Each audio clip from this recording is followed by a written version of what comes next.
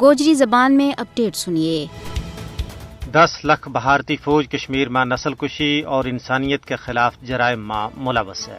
اپنوں پیدائشی اور بنیادی حق منگن کی پاداش میں کشمیری عوام پر اپنی 10 لاکھ تو زیادہ غاصب فوج کے ذریعے وہ مظالم کرارے ہوئے جن کی تفصیل جان کے پتھر کو دل بھی پسیج جائے گو۔ کشمیری اس وقت ایک انتہائی سنگین صورتحال میں زندگی کا تلخ ایام گزارے آئے ہیں۔ انہاں کی جان، مال، دین اور عزت و آبرو داور لگی ہوئی ہے۔ ہر بکھی غلامی اور جبر کو گپ نیرو ہے۔ وہ گزشتہ 7 دہائیاں تو بھارتی غلامی کی بھیڑیاں ماں بدے ہوئے ہیں۔ انہاں کی زبانہ ور پیرائیں، انہاں نے اپنا حق کی آواز انصاف پسند دنیا توڑی پہنچان کی اجازت نہیں ہے۔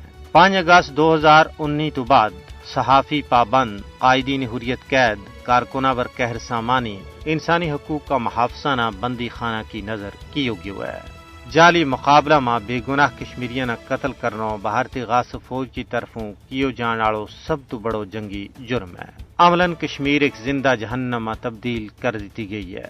ہر بکھی لوگ کی چھنڈک اور شہیداں کا قبرستان آباد ہیں۔ کشمیر میں دفعہ 370 کی منسوخی تو بعد انسانی حقوق کے خلاف ورزیاں میں بے انتہا باد ہو گیا ہے۔ تجارت، سیاحت، تعلیم اور طب سمیت تمام شعبہ تباہی کو منظر پیش کر رہے ہیں۔ لوگ فاقہ کشی کو شکار ہو چکے ہیں۔ کانڈی علاقہ کا عوام کی زندگی دیکھ کے پتھر کا دور کی یاد تازہ ہو جائے۔ روزانہ کا چھاپا، محاصرہ اور تلاشی کی کاروائیاں نے عام بندہ کی زندگی عذاب بنا کر رکھ دی تھی ہے۔ دوران حراست قتل، فرضی جھڑپ، زمین ور قبضوں، جائیداداں کی ضبطی روزمرہ کو معمول بن گیا ہے۔ دین دوپہر لوگوں کی جائیداداں نہ مسمار کیے جا رہے ہے، لیکن اتنا مظالم کے باوجود کشمیر کا حریت پسند عوام بھارت کے خلاف جنگ جاری رکھن واسطے پرعزم ہے۔ انہاں کا پائے استقلال میں ذرا برابر کمی نہیں آئی۔ ضرورت اس گال کی ہے کہ عالمی برادری خواب غفلت تو جاگے اور محکوم و مظلوم کشمیری عوام نہ بھارت کی غلامی تو نجات دوال ماں انہاں کی مدد کرے۔